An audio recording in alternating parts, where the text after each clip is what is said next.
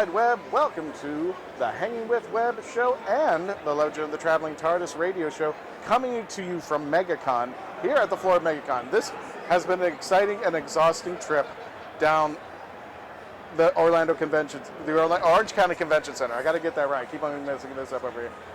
Victoria's laughing at me the whole time there. Everybody's saying hi to Victoria. Hi, everybody. And for those of you who are listening, I want to introduce our guest. She's lovely, she's wonderful, she's a good friend of mine, and she is a very, very, very talented cosplayer. Everybody say hello to Victoria Padilla of Cookie Dough Cosplay. You're on Instagram and Facebook, right? I am on that. Fine. That's why. So the Instagram's the best way. Yeah, Instagram's Normally we definitely talk the about best this in the way. end of the show, but we haven't gotten to that part yet. But I think we already have. But anyway, Victoria is a premier cosplayer. You are actually with the group.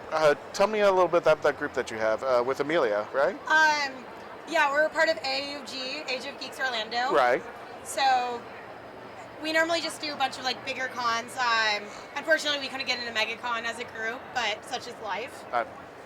We're actually doing Tampa Bay Comic-Con coming up. Oh, cool. Yeah, that's one coming up.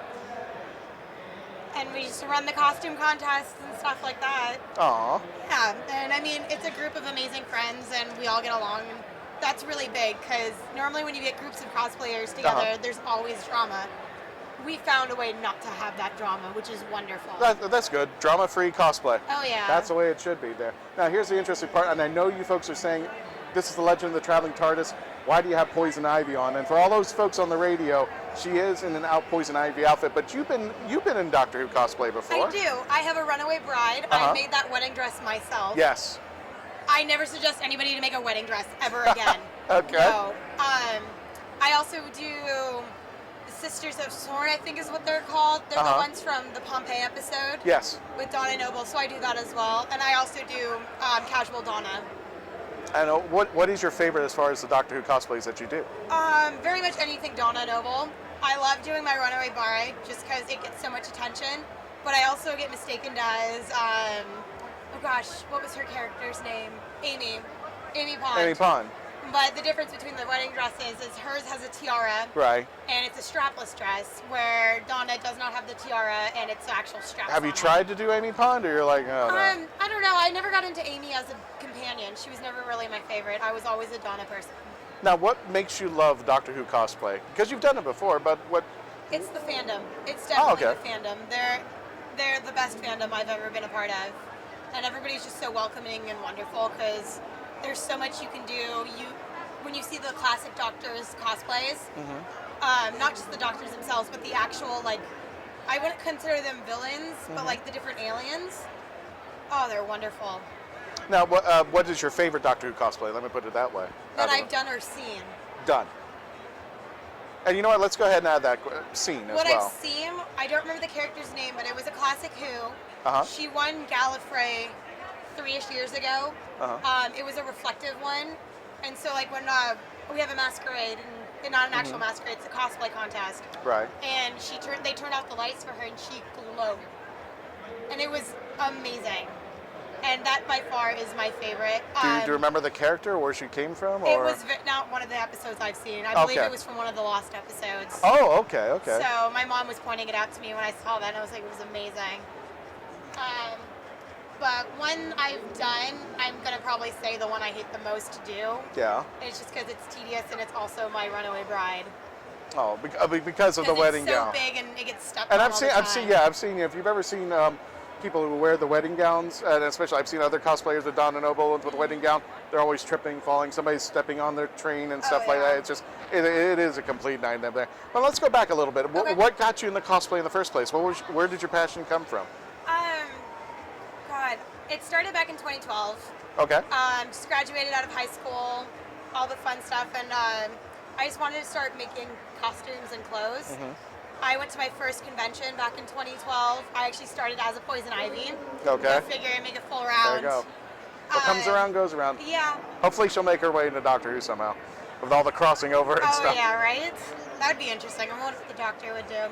But it was very much, my inspiration came from actually seeing photos of amazing things people have done, and I really wanted to do it. And what has been your biggest challenge in cosplay? What's been the most thing that you might struggle with trying to do as a cosplayer? For me, is the full body suits. Okay. And it's just because of getting your stitching lined up right, and then zippers are a pain in the ass to me. But I slowly started conquering them. Now, what would be your recommendation? Because I did a cosplay once, and for somebody who's starting I out, thought it was wonderful. yeah, thanks. No, I loved it. I really did. I'm not doing it again. It was really good. Look it up. But on a serious note, on people who are just starting out in cosplay who probably can't get over that hump, what would you do? What would be your advice to get them over that hump for people who are trying to start out, but maybe they don't think it's for them? Well, if you're actually trying to build them, there's free sewing classes at libraries. Joanne's does stuff like that, and they teach you how to do stuff. If you're just, like me, shy and nervous and scared what people are going to think, just do it.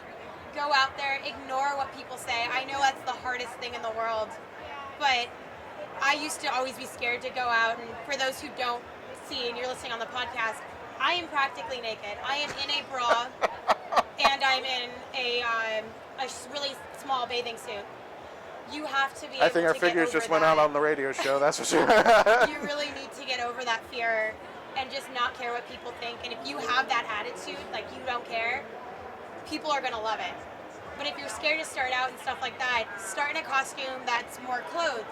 I would say do like anything from the Marvel series, like MCU stuff. Do stuff like that. It'd be great as a great starting point too. Now, people who've had issues with bullying, people have had issues with that kind of phase, because that seems to be one of the negative sides of cosplaying. Have you ever had that experience, and how did you get out of it? So I started in California, and out there it's a huge scene. Right. Like cosplays, I believe it's bigger there than it is here. And there are those who think they are the elite, and it's not cool. Like I have a lot of friends who are up there who are famous, and they don't let it get to their head. Right. But you have those who think they are the best. Mm-hmm. One of my girlfriends here, I'm not going to say names because I love her to death, has been going through something like that recently. Right. And it's gotten to the point where she's scared to go to conventions But now. what's the advice you give to her? If you could talk to her right now. Her? Yeah. I mean, my easiest thing is it would be the ignore what people say, but also that's really hard to do. Find a good group of friends to hang out with at conventions. Yes. Always stay with them. Never be alone if you're scared of people bullying you. Right. And also have that like you don't care attitude. If someone's gonna talk crap about you, brush it off. You just walk on. Vent about it to your friends later about it. But if you hear it, act like it doesn't bother you, because that's the easiest way to get away from bullies. Because they'll get deterred away from it if you act like it doesn't bother you. And that's the hardest thing about this profession and stuff like that, because you have your body and soul out there, your art, and you're putting it out there. When people come in to criticize and you're not prepared, or you don't know how to refract, you're just like, it's hard not to take personal. It's hard not to take around. But what's the biggest joy about your cosplay that you remember? What do you remember most? When I'm in my Snow White and watching the little kids' faces glow. Oh, okay. Like I've been called Cinderella, and I just go with it. Yeah. But the moment they see you in that gown, and they see you in that how you act, your voice, if you can change your voice to match it, and just watching the kids' face glow when they realize they're meeting one of their favorite Disney princesses is the greatest thing in the world. Running into friends who recognize you, who you like hardly see outside of cosplay, is like awesome too. Just getting to see people. And the funny part about this is, for the people who are listening to the radio, I don't know why, but Wild Wild West came on, and there's that scene on the train where he goes, "There's a half-naked woman on the train." It's like, half-naked? Well, I guess we're going to have to stop and pick her up. Okay, whatever. But I don't know why it came up. What future cosplays do you have coming up down the pipe? Right now, I have a couple of Dragon Ball Z ones that are in mind. I'm not going to say because I haven't revealed yet. Okay. I definitely have a couple of Disney princesses in the works. I am working on making more of a charity version of Poison Ivy to take out. And I have a couple of friends who are trying to get me into MCU. And because I'm more of a DC girl, so I'm trying. And we're coming to the end of our show. Where can people find you on the internet? Where's your web presence? Instagram and Facebook. But not Twitter. Sorry about that, guys. Okay. We'll work on it. We'll work on it for Victoria there, for Cookie. Cookie Dough Cosplay. Check it out on Instagram and on Facebook.